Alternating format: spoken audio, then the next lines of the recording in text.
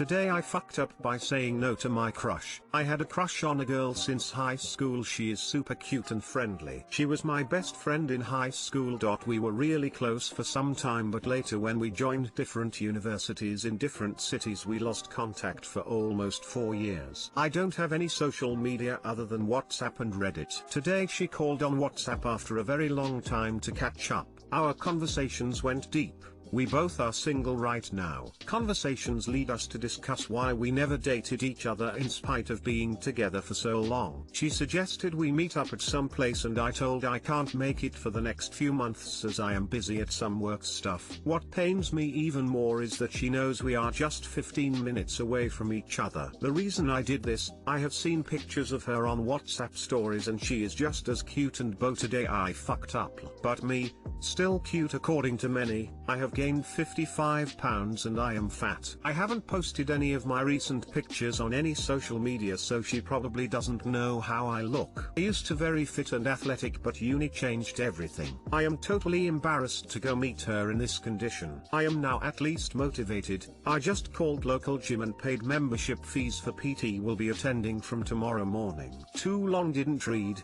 I said no to my beau today. I fucked up a crush who asked me out on a date after a long time. All because I have gained 55 pounds and don't have guts to appear in front of her as a fat man and get rejected. Edit. Update, just 4 words: I love you all. I called here and explained my situation and apologized for not being honest about my feelings. She was very kind and said we can work out together. She also asked me to never make myself feel that way with her. We are going on a date tomorrow. Again, I love you all for waking me up.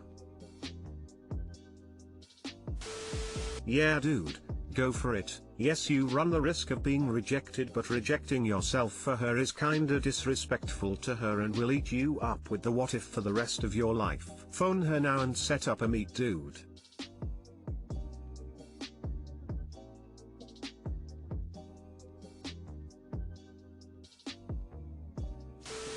Call her man, don't miss something that you will hate yourself for the rest of your life. I say you should still go for it. People get fat, but they also lose it. And oh boy, if there's one thing that can motivate a fella to lose some weight, it's the support of a beau. Today I fucked up a woman. Just be honest about your insecurities and demonstrate that you want to turn it around. If she's not interested in giving a fatter version of you a shot, then perhaps it wasn't meant to be anyway. But I think you should give her that choice. There could be more than enough about you to still interest her. Be honest and go see her. Fuck's sake, you only have one life to live and one shot to take. Don't live to regret not taking this chance. I'd be honest and tell her the truth so she doesn't think you're blowing her off / uninterested. Gonna suck if you wait months to see her and some other guy comes along before then. It would be tragic to not get together with her and someday see her engaged to a different fat guy. Today I fucked up by not ending my dating profile subscriptions. This just happened this evening and was incredibly embarrassing. My 28M wife, 27F, and I met 2.5 years ago on a dating app. We hit it off immediately and decided a year after our first meeting to get married. Very recently we celebrated our 1-year anniversary and it has been truly amazing and lovely. 1 month ago, I bought her a popular brand tablet that synced up our accounts for app purchases and would email both parties when a purchase has been made. Kind of weird, I know, but important to the story. Fast forward to now. This evening, while on my way to meet up with some friends for a beer, I get a call from my wife. She says that she got an email from the dating app confirming a renewed subscription and a charge for $9. My heart sunk. I knew that I had not been using a dating app at all since we met and we even deleted the accounts together. Cute, I know. I looked into it and the email I used to make my accounts for the dating websites, and sure enough, there were the charges. All of them. All the way back to the month before we met, and they were not monthly charges. They were weekly, $9 every week. For 30 months. Too long didn't read. I spent $1,200 plus on a dating app that I used for 2 months that even after the account was deleted was still charging me. Edit, addition, since it was asked a lot, the platform was Bumble. Did customer service refund anything? Surely they can see your activity, or lack of. Edit for all the wet blankets out there. You lose 100% of the chances you don't take, and it doesn't hurt to ask. The worst they can say is no. Personally, I've had a lot of success throughout my life with this attitude. Do I expect things to work out in my favor? No, that would be silly. Is it worth a shot to try? Absolutely. Since it is so recent, I have not had a chance to look into it, but I plan on reaching out tomorrow. Tell your wife she's worth every penny and all will be well. Lol. Nice. I see you've been in trouble before. This is Chet, customer service rep from your dating app. Read the contract. As long as you two are in a relationship that started on our app, you must still pay the weekly fee. Stop trying to back out of your contractually obligated debt. Keep this up and we will come take your wife. We want our $9! Exclamation mark. Whoa ho ho, look at Mr. Moneybags over here who doesn't notice $9 from his account missing every month. $9 every week.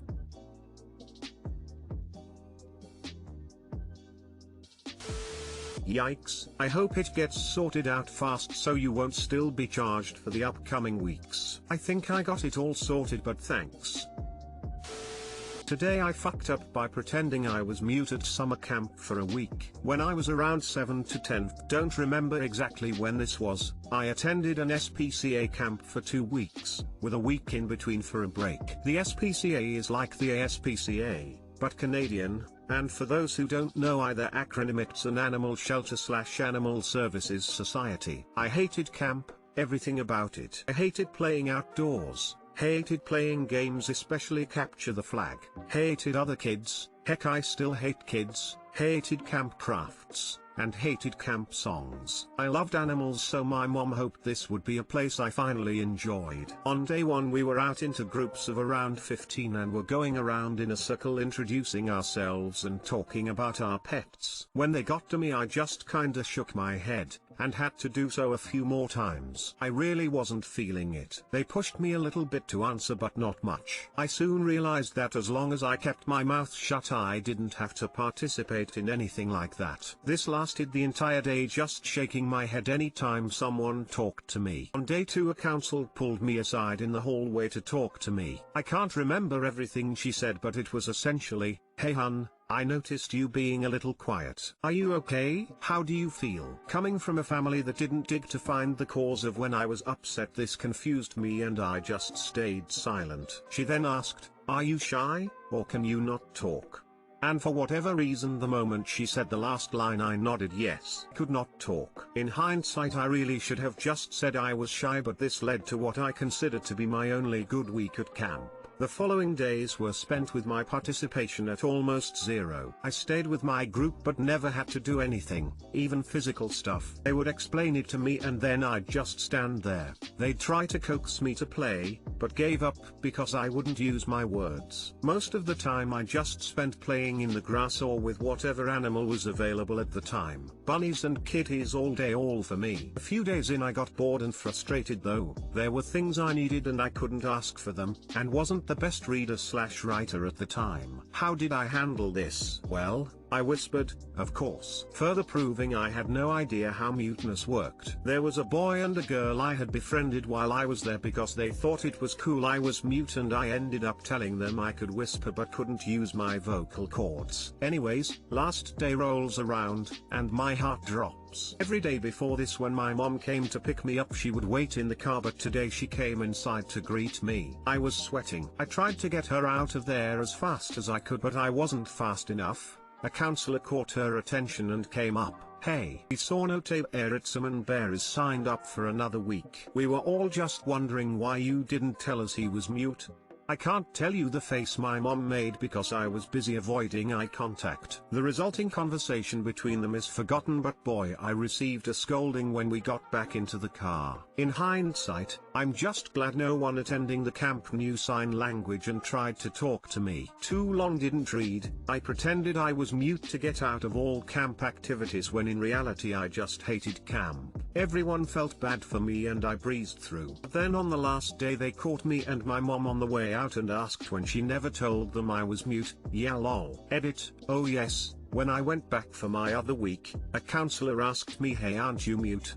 Since I was talking, wasn't gonna pull that stunt again. I panicked and said it was might win. Edit 2, for those saying I was selectively mute, I don't think I was. It was just a lie that dug too deep one time. I regretted saying I was mute immediately but was too embarrassed to admit it, so I just rolled with it.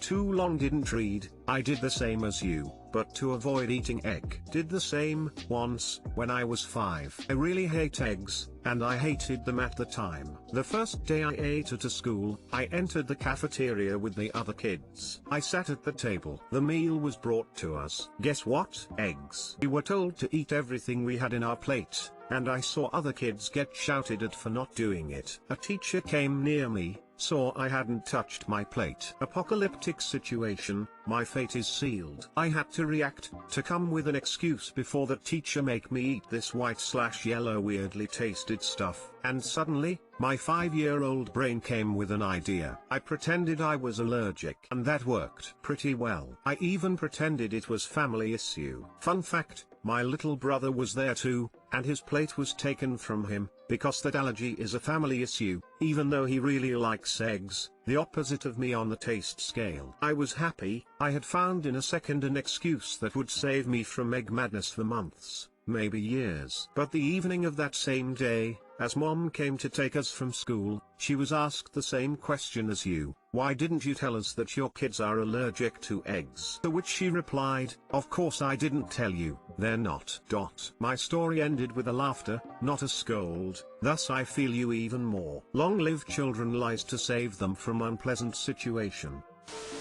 This reminds me of a kid at my camp who pretended he didn't speak English, only French. We had international counselors who could communicate with him. The entire 2 weeks the boys in his bunk would teach him things like to call one of the other campers Jesus and really inappropriate names for things, kayaks were butts, etc. The last day before we went to the closing bonfire they were egging him on because Jesus was walking past, and I shit you not he gave them this pitying, disgusted look and said, in perfect English, you know it's really not as hilarious as you all think it is. Matt. They were all stunned into silence for several minutes. He turned out to be a cool dude and a pranking god. I hope he's doing well. Truly legendary. TA that this is easily my favorite today I fucked up story and op. You seem like a delight. The perfect blend of anxious mess and genius problem solver. I hope everyone at your camp remembers you fondly. I panicked and said it was might win. Wow, the story got better. Hey, aren't you mute? Since I was talking, wasn't gonna pull that stunt again. I panicked and said it was might win. For real, this is the best damage control ever. Honestly, I'm super impressed lol. The double down on the twin was legendary. My twin. With the same name.